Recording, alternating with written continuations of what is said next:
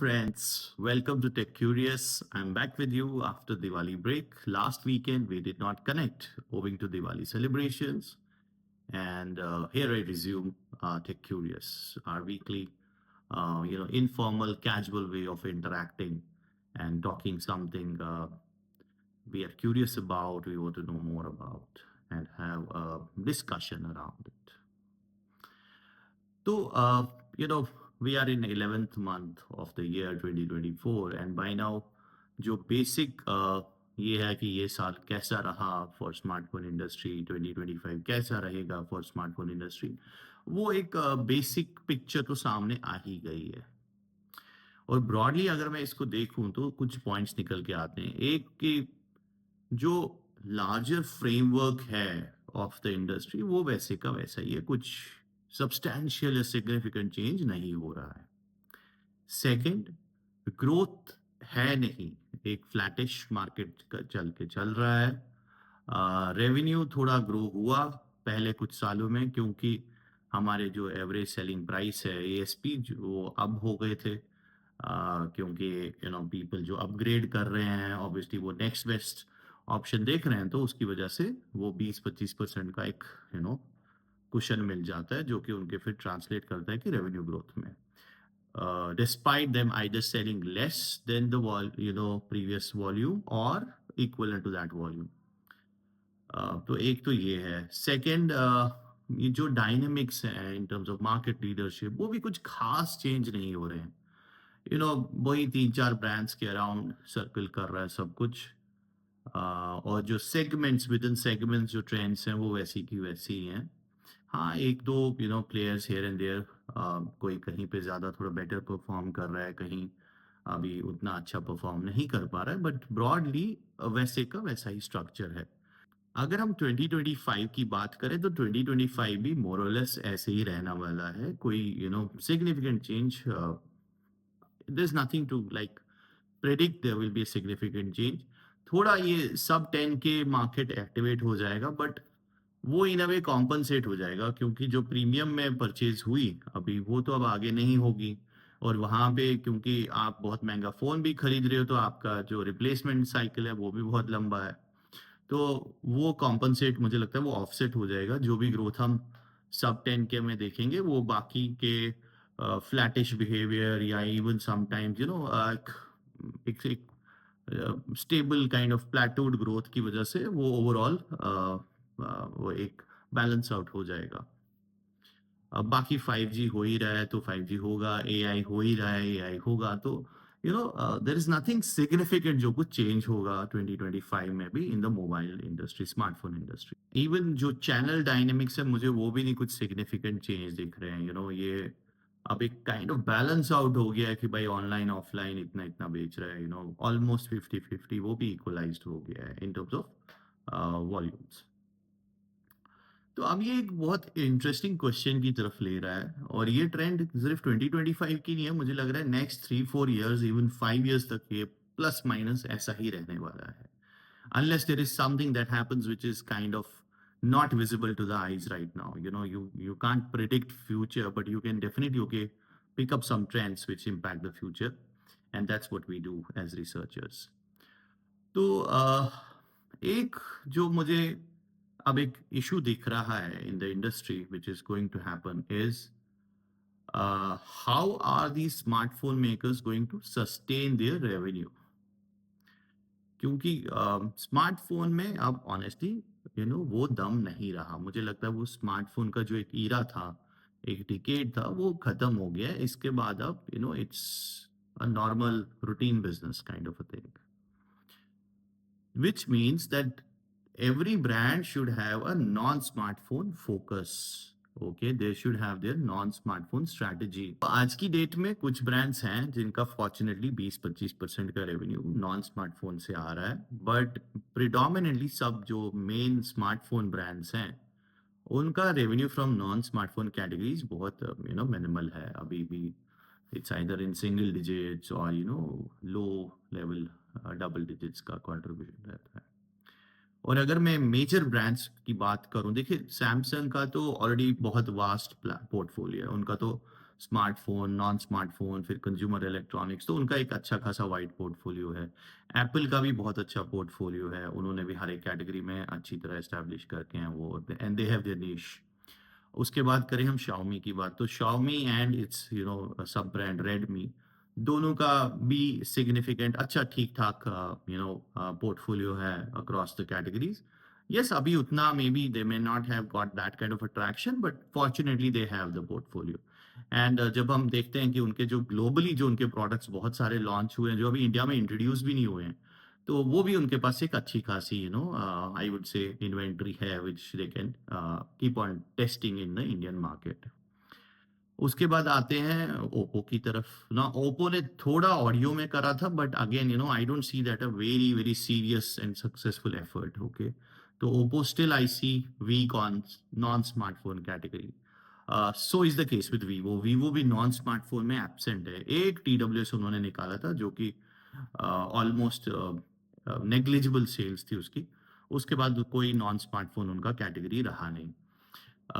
Then you talk of Realme. Realme ने तो भी they had one time this AIoT जो वो ओन कर रहे थे, तो उनके भी नॉन स्मार्टफोन पोर्टफोलियो तो है, बट जैसे वो भी उतना आई वुड नॉट से उतना उतना सिग्निफिकेंट है।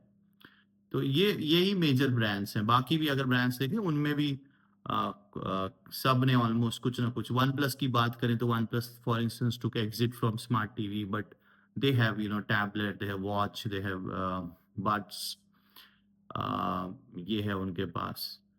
बट ब्रॉडली जो देखे ना तो मुझे लगता है कि इनकी नॉन स्मार्टफोन स्ट्रैटेजी अभी भी बहुत वीक है। They need to now think very aggressively about non smartphone category. I think the next 10 years, their growth will not come from smartphone, but will come from the non-smartphone category, and they have to identify what those categories could be, and they have to go very aggressive about it. One such category could, of course, be automotives. Okay, but automotive में ये problem है कि हमारे country में ही almost all OEMs are present. There are more than 22 passenger car vehicle brands which are manufacturing in India, and it's cutting across all the segments. Then two wheelers की बात करें, वहाँ पे तो हम बहुत अच्छे से छा गए हैं। So वहाँ पे competition is going to be very tough for anyone trying to kind of enter into that space. या तो वो कुछ सब्सटैंशियली डिफरेंट हो, जो कि करना बहुत मुश्किल है। Again that's not an easy thing to do. हम बोले ईवीज करो, ईवीज के through make an entry. Again EVs is again something that is expended by all the existing OEM, so it's not something that will be substantially different या कुछ will give them a competitive edge. But at the same time मुझे लगता है वहाँ पे बहुत growth opportunity है। There is room for some more players to enter and fore. So that is definitely one of the categories which players like maybe Vivo, Oppo should try and explore for India market at least, क्योंकि यहाँ पे इनका non smartphone category और portfolio होना बहुत important है अब। So that's one of the categories. Then there are other smart home categories, या जैसे tablets थोड़ा grow कर रहे हैं, laptops भी is an opportunity. Then there are some typical जहाँ पे हमने बहुत time से कुछ substantially that we haven't seen some smart elements out there, like for instance home printers. Okay, अभी भी वो बहुत ही, yes there have been some variations, colors में कुछ करी है, design में कुछ, but nothing significantly जो कि एक disruption करे और it could kind of flip the market और ऐसे growth हो जाए, ऐसा कुछ हुआ नहीं अभी तक printers में। Similarly there could be many other products जहाँ पे हम अभी भी we are not very very strong, and there is room for maybe innovation or room for a brand to bring in a new perspective. वो भी बहुत काम कर जाता है। अच्छा, द सेकंड थिंग जो इंडिया में बहुत पिकअप हो रहा है कि यहाँ पे प्रीमियम फ्लैट्स का परचेज हो रहा है। हमारे बहुत जगह हैं, बहुत मेट्रोज हैं, नॉन मेट्रोज भी, जहाँ पे फ्लैट्स का price almost over the past few years double हो गया है। सो जिस प्राइस रेंज में आज से पहले 3-4 साल फ्लैट्स मिल रहे थे, उस प्राइस रेंज में आजकल आपको वही टाइप के फ्लैट्स नहीं मिल रहे हैं। तो and people want to kind of equip these flats with all latest gadgetry, smart, devices. They want to kind of make it a smart living experience. तो वहाँ पे भी थोड़ा people, brands have a scope to check on. But again, जो हमने कभी एक study भी करी उसमें ये भी निकल के आ रहा है कि बहुत सारी ऐसी चीजें हैं that people do own, but उनके यूसेज कम हो गया है क्योंकि उनकी रेलेवेंस उनके लाइव्स में उतनी सिग्निफिकेंट है नहीं. तो there is something that needs to be done which is really really different and which is maybe I think India centric at times. Only then we can increase their relevancy. अभी जैसे कुछ examples हैं अगर हम बात करें smart smart washing machines की. Okay तो जैसे कुछ एग्जांपल्स हैं अगर हम बात करें स्मार्ट वॉशिंग मशीन की उसमें बहुत सारे फीचर्स होते हैं बट यू नो प्राइमरली कोई नहीं वो सब फीचर्स यूज करता जो मे बी 3 या 2-3 ऑप्शंस हैं जिनके साथ एक यूजर कंफर्टेबल हो जाता है तो वो वही ऑप्शंस के साथ चलता रहता है. वैसे स्मार्ट ओवन है ना उसका भी उतना कुछ खास सिग्निफिकेंट यूज केस है नहीं. इवन लाइक स्मार्ट फ्रिज का भी उतना अभी सिग्निफिकेंट यूज केस है नहीं. तो इन चीजों में वील हैव टू थिंक कि हम इसको इंडियन कॉन्टेक्स्ट में कैसे इंपॉर्टेंट बनाएं. ओके वो बहुत एक इंपॉर्टेंट चीज है. जैसे एक एक सिंपल यूज केस में बता सकता हूँ. देखिए इंडिया में बहुत सिटीज में पावर की क्वालिटी उतनी अच्छी नहीं होती. It keeps on fluctuating and बहुत सारी सिटीज में टाउन्स में हमें we have to use what we call stabilisers ताकि वो वोल्टेज इनपुट वोल्टेज एक स्टेबल इनपुट मिले जिस पे गैजेट अच्छी तरह से काम कर पाए. Now, there is no intelligence as of yet which checks ki bhai, okay, whether you are getting that input and your device can work properly. Okay. Otherwise, it could maybe, shut it down or, at least inform the user कि भाई अभी ना वो requisite input नहीं मिल रहा है, वो quality of power नहीं मुझे मिल रहा है और आपको इसको आपके गैजेट को खतरा हो सकता है तो आप इसको प्लीज इंटरवीन जो भी कुछ स्टेप्स कर सकता है यूजर वो करे. ये एक बहुत अच्छा यूज केस हो सकता है इंडियन पर्सपेक्टिव से कि हमें पता चले कि what is the quality of power before I decide whether I should kind of use it और नॉट. और वही हमारा बहुत सारा एक इशू आ जाता है जहाँ पे हम इवन अगर मैं एक टाइम डिफाइंड रखूं. फॉर इंस्टेंस मैं ये डिफाइंड रखूं कि मेरे को सुबह में 5 बजे उठता हूं तो मेरे को 4:45 पे गीजर ऑन हो जाना चाहिए for which I may use a smart plug for instance और स्मार्ट सॉकेट की भाई 4:45 पे ऑन कर देना और इसको मेरे को गर्म करके रख देना 15 मिनट में. नाउ प्रॉब्लम वहां पर ये है कि वो पता ही नहीं कि 4:45 AM पे वो वोल्टेज है भी वो पावर क्वालिटी है कि that geyser can work fine. तो there is always this risk. आप इतना you can't go very blindly कि अच्छा मैंने 4:45 AM पे रख दिया इस पे अलार्म और ये काम कर लेगा. ये कुछ प्रैक्टिकल चैलेंजेस हैं जो वेरी कंट्री स्पेसिफिक है हमारे लिए और यहाँ पे स्मार्टाइजेशन की जरूरत है. यहाँ पे इंटेलिजेंस की जरूरत है. यहाँ पर आर्टिफिशियल इंटेलिजेंस की जरूरत है. तो the whole thing around this is that we have to increase the relevancy of these smart technologies. वैसे ही मैं क्या करूं स्मार्ट ओवन का एज अ यूजर.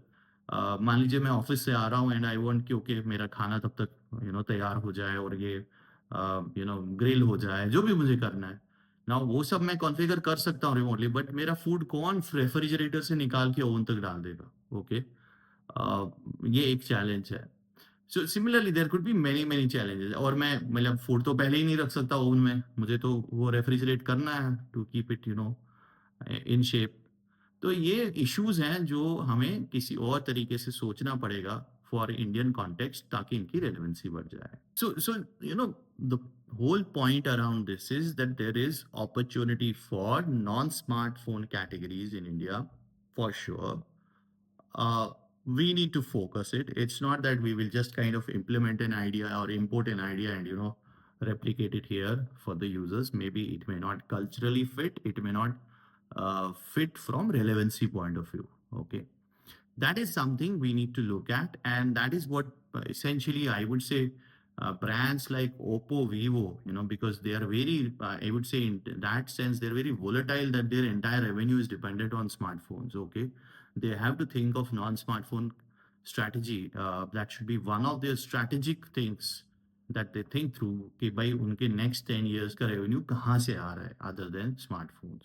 बहुत important है उनके लिए. They need to carve out कि भाई they need to have milestones that by next 5 years or मान लीजिए by 2030 at least 10% of my revenue should come from non-smartphone category या at least 15% of my revenue should come from non-smartphone categories. बहुत important है इन brands के लिए to keep the momentum and to keep the growth. Otherwise, if they just rely on smartphones, the story is not going to be very, very appealing. That's what I wanted to share this week. I hope you like, hearing these views. Please share your perspective. Would love to listen your views. Maybe I'm missing some point which you have a different perspective, and I'm not considering it right now. Or it's always good to engage and have discussions around these kind of topics, which kind of create a sense of curiosity that how will the future look like. I hope you like today's topic. Please also requesting to please share and subscribe it, and we'll connect next week. Do share your feedback either on the channel or some of you love to share it over WhatsApp. I'm more than happy to have those kind of conversations. I'll catch up with you next week. Till then, have a great time.